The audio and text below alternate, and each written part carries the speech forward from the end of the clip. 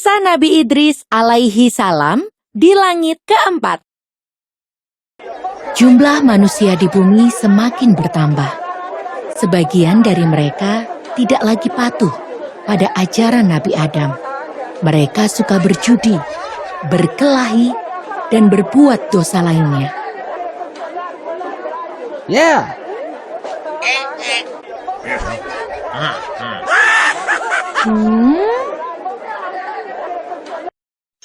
Nabi Idris adalah nabi kedua yang ditugaskan untuk membimbing manusia.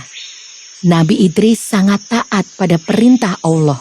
Kagum akan ketakwaan Nabi Idris, malaikat Israel berdoa kepada Allah agar diizinkan bertemu dengan Nabi Idris.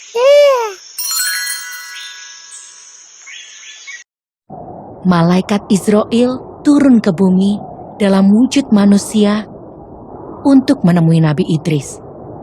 Saat itu, Nabi Idris meminta agar dapat merasakan hal gaib. Misalnya saja, mati, melihat neraka, dan melihat surga. insya Allah. Nabi Idris diizinkan untuk merasakan kematian dan kengerian saat ajal menjemput. Kemudian, Allah menghidupkan kembali Nabi Idris.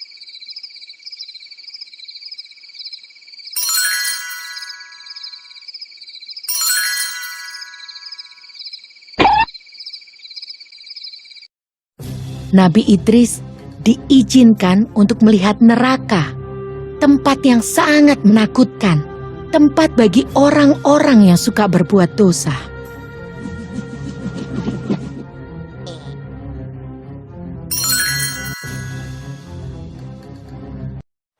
Setelah itu, Nabi Idris diizinkan untuk melihat surga. Tempat itu begitu indah, penuh bunga dan buah-buahan. Bahkan air sungai terlihat berkilau. Surga adalah tempat untuk orang yang taat pada perintah Allah. Ketika tiba waktunya untuk pulang ke bumi, Nabi Idris berdoa agar diizinkan untuk tinggal di surga.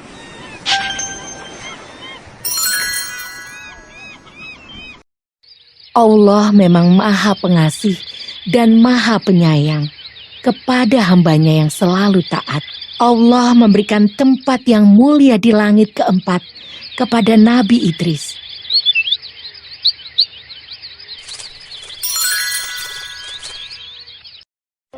Nabi Idris adalah satu-satunya manusia yang tinggal di surga tanpa mengalami kematian. Jauh sesudah itu, saat Nabi Muhammad mengunjungi surga dalam peristiwa Isra Mi'raj, Nabi Muhammad bertemu dengan Nabi Idris. Kisah ini diambil dari surat Maryam ayatnya yang ke-56. Dan ceritakanlah, hai Muhammad, kepada mereka kisah Idris yang tersebut di dalam Al-Quran. Sesungguhnya, ia adalah seorang yang sangat membenarkan dan seorang nabi. Surat Maryam ayatnya yang ke-57. Dan kami telah mengangkatnya ke martabat yang tinggi.